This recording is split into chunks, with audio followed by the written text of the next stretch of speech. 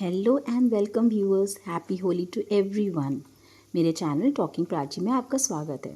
होली में बहुत सारे पकवान बनते हैं जिसमें सबसे खास है गुजिया। मैंने भी बनाई और सोचा आपके साथ क्यों ना शेयर की जाए रेसिपी, क्योंकि यूट्यूब फैमिली के साथ शेयर किए बिना कोई भी बनाई हुई चीज़ अधूरी है। तो चलिए बनाइए मेरे साथ और शेयर देखिए मेरी रेसिपी को। तो ये है खोया, लगभग 700 ग्राम खोया लिया था मैंने, जिसको मैंने की बिना कुछ भी घी भी डाले, क्योंकि वो तो खुद ही घी रिलीज़ करेगा। फ्रेश खोया है बिल्कुल। और इसको मैंने हल्के हल्के आंच पे भूनने को चढ़ा दिया है।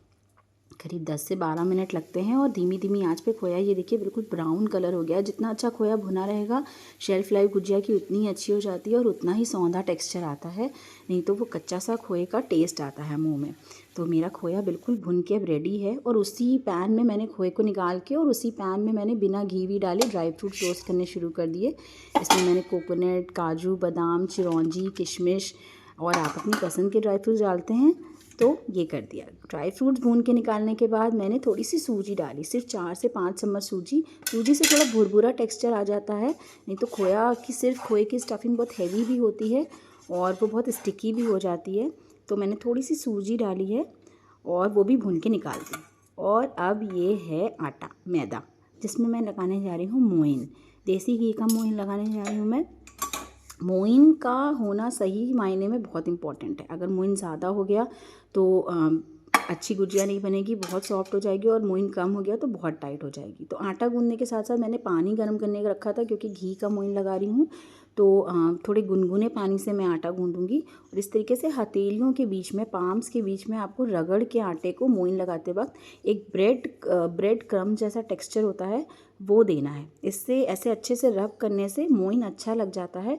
और मोइन लग गया है, इसका टेस्ट होता है लड्डू बनना। तो पहले तो मैं इसको अच्छे से रब करूँगी और फिर टेस्ट करूँगी कि लड्डू बन रहे हैं या नहीं। तो अभी मेरे नहीं बन रहे थे, तो इसलिए मैंने थोड़ा सा घी और डाला इसमें।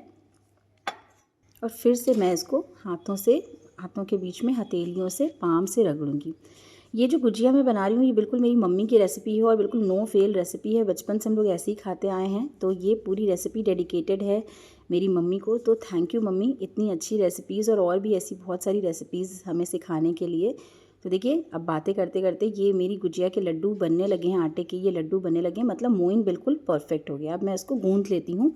और ये एक टाइट आटा गूंद के तैयार किया है। बहुत सॉफ्ट आटा, गीला आटा नहीं होना चाहिए। आटा जो होना चाहिए वो टाइट होना चाहिए, लेकिन इतना भी टाइट नहीं कि आप बेल ना सकें। तो अब मैं इसको गीले कपड़े में, हल्के गीले कपड़े में लपेट के रखती हूँ। आटा सूखना नहीं चाहिए। तो आप चाहें तो मसलिन क्लॉथ ले सकते हैं, लेकिन ये मेरा कॉटन दुपट्टा था तो मैंने इसी में लपेट के रख दिया है।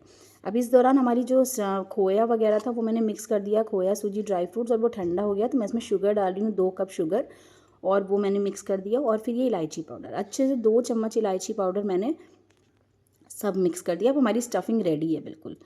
और मैंने ये जो आटा रखा था गीले कपड़े में, इसकी मैंने छोटी छोटी इक्वल साइज़ की लोइयाँ देखिए काट ली हैं। और मैं आपको सारी चीज़ें इसलिए नहीं दिखा रही हूँ, नहीं तो वीडियो बहुत लंबा हो जाएगा। तो इसलिए मैं आपको ऐसे प्रोसेस होने के करके दिखा रही हूँ। अब मैं इसको बेल लेते हैं, देखिए इसको बेल के, और बहुत पतला नहीं बेलना है, बहुत मोटा नहीं बेलना है। मैं आपको 2 तरीके से दिखाऊंगी गुजिया बना के। एक तो मैं आपको सांचे से दिखाऊंगी और एक मैं जो गुठनी होती है, यानी कि जो कटर होता है, उससे दिखाऊंगी। तो ये मैंने अब स्टफिंग इसमें फिल करने जा रही हूँ मैं।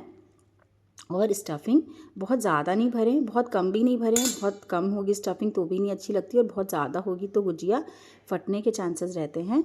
तो इसलिए इतनी स्टफिंग भरें जितनी उस लोई में, आपकी साइज़ में, उसमें समा जाए। और इसको मैंने अच्छे से सील करके और इसको हल्के हाथ से प्रेस कर रही हूँ, ताकि जो स्टफिंग के साथ कुछ एयर बबल्स गए हों अंदर तो वो निकल जाए, नहीं तो वो फ्राई होते वक्त फिर निकलेंगे तो गुजिया फट जाएगी। और देखिए ये कॉटन साड़ी थी, इसको मैंने हल्का गीला करके और इस पर बिछा दिया है। जब 2 लोग बनाते हैं तो एक भरता जाता है, एक फ्राई करता जाता है, लेकिन क्योंकि मैं अकेले बना रही हूँ इसलिए मुझे ये सेटअप लगाना पड़ता है कि गीले कपड़े में भर के रखना, करके ढक के रखना पड़ता है। नहीं तो अगर गुजिया ड्राई हो जाएगी, ऊपर से उसकी कवरिंग ड्राई हो जाएगी, तो वो तेल में फटने लगेगी। तो इसलिए मुझे ऐसे करके रखना पड़ता है, क्योंकि मैं अकेले कर रही हूँ। अगर आप 2 लोग हैं तो एक व्यक्ति बनाता जाता है और एक फ्राइंग करता जाता है। मैं ऐसे थोड़ी सी बना लेती हूँ, उसके बाद फिर मैं कटिंग वगैरह करती हूँ और फिर मैं फ्राई करती हूँ। और इस वीडियो के माध्यम से, जैसे मैंने कहा कि मेरी मम्मी की रेसिपी है, तो थैंक यू मम्मी। और ये देखिए सांचा, एक सांचे में मैं आपको बना के दिखाती हूँ। कैसे मैं बनाने जा रही हूँ। सांचे में रख लिया। थोड़ी गुजिया, थोड़ी रोलिंग जो साइज़ है वो बड़ी हो तो भी ठीक है, और बिल्कुल सांचे के साइज़ की हो तो भी ठीक है, कोई दिक्कत नहीं है। तो सेंटर में रख लेते हैं स्टफिंग। ज़्यादा स्टफिंग नहीं भरनी है, खासकर जब सांचे से बना रहे हैं तो। और इसको ऐसे सील कर देते हैं। सील करके अच्छे से कॉर्नर्स को प्रेस कर देंगे जिससे कि वो बिल्कुल अच्छे से सील हो जाए। और ये फिर उसके बाद हम इसको खोलेंगे और ये हमारा शेप बन के तैयार है। तो ये भी एक बहुत इजी तरीका है सांचे से गुजिया बनाने का। लेकिन मैं बहुत कंफर्टेबल हूँ पूरी गुजिया बना के और उसको गोटनी से यानी कि कटर से कट करने में। ये ऐसे मैं बहुत कंफर्टेबल हूँ इसमें, क्योंकि मैंने शुरू से यही प्रोसेस फॉलो किया और मेरा हाथ इस प्रोसेस पे बहुत सेट है। तो मैं जनरली यही प्रोसेस फॉलो करती हूँ। थोड़ा लेंदी होता है पर मुझे मज़ा आता है ये करने में। तो ये कटिंग करने में मुझे अच्छा लगता है। तो सबका अलग अलग तरीका होता है बनाने का। कुछ लोग प्रेफर करते हैं सांचे से, पर मैं ऐसे, मुझे अच्छा लगता है। मैंने बचपन से ऐसे ही देखा है। तो वो देखते हैं ना कि नॉस्टैल्जिक थोड़ा सा, क्या देखा है आपने, कैसे आपके घर में बनती आई हैं ये फेस्टिवल की चीज़ें, तो आप उसी पैटर्न को फॉलो करना पसंद करते हैं। तो यहाँ पर मैंने थोड़ी थोड़ी गुजिया मैं कट करती जाऊंगी, थोड़ी थोड़ी गीले कपड़े से निकाल के, थोड़ी थोड़ी 4-4, 5-5, 6-6 जो मेरे जितने ऑयल आपने रखा है उतना करती जाऊंगी और डालती जाऊंगी। अब देखिए मैंने जो ऑयल लिया है, जब मैंने गुजिया डाली तो बिल्कुल भी तेज़ी से बबल्स नहीं उठ रहे हैं। बिल्कुल इतना ही हॉट होना चाहिए ऑयल। अगर बहुत तेज़ी से अचानक से बबल्स उठने लगेंगे तो गुजिया की आपकी जो ऊपर की कवरिंग है वो जल्दी से कलर ले लेगी, लेकिन अंदर से गुजिया अनकुक्ड रहेगी, कच्ची रहेगी। देखिए जब मैंने डाला था, जब बबल्स नहीं उठे थे, अब धीरे धीरे बबल्स उठ रहे हैं। इसी टेम्परेचर पे हमें गुजिया को डालना है जिससे कि एकदम से बबल्स नहीं उठे और गुजिया आराम से अपना टाइम लेके पके। आपको बिल्कुल भी टच नहीं करना। जब ये फ्लोट हो जाए ऊपर, देखिए ये तेल में तैर गई हैं, जब एक तरफ से ये तैर जाएं इसका मतलब एक तरफ से ये कुक हो चुकी हैं, और तब हम इसको पलटेंगे। यानी कि अब कोटिंग जो है इसकी, जो परत है इसकी, उसने शेप पकड़ लिया है और अब ये फूटने के चांसेस इसके कम हैं। अगर ये फूटना होता, आप देखिए मेरी एक भी गुजिया फूटी नहीं है, मेरा ऑयल बिल्कुल भी ख़राब नहीं हुआ है। और बस अब इसने कलर पकड़ लिया, पूरी तरह से गुजिया फ्लोट कर गई हैं।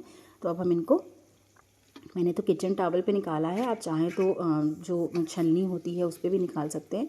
ये मेरा डिस्पोजेबल पेपर किचन टॉवल्स हैं जो कि हाइजीनिक रहते हैं बहुत, तो मैंने इनको प्रेफर किया है और मैंने इस पे निकाला है। और सारी गुजिया मैं इसी तरीके से फ्राई कर लेती हूँ। देखिए मेरा ऑयल बिल्कुल ठीक है, यानी कि गुजिया बिल्कुल भी फटी नहीं है। और ये देखिए मेरी गुजिया हैं तैयार, और अब इसको सर्व कर देते हैं। मेरे चैनल को लाइक करिए, शेयर करिए, सब्सक्राइब ज़रूर करिए टॉकिंग प्राची को। मुझे बहुत अच्छा लगेगा आपसे जुड़ के। Thank you for watching.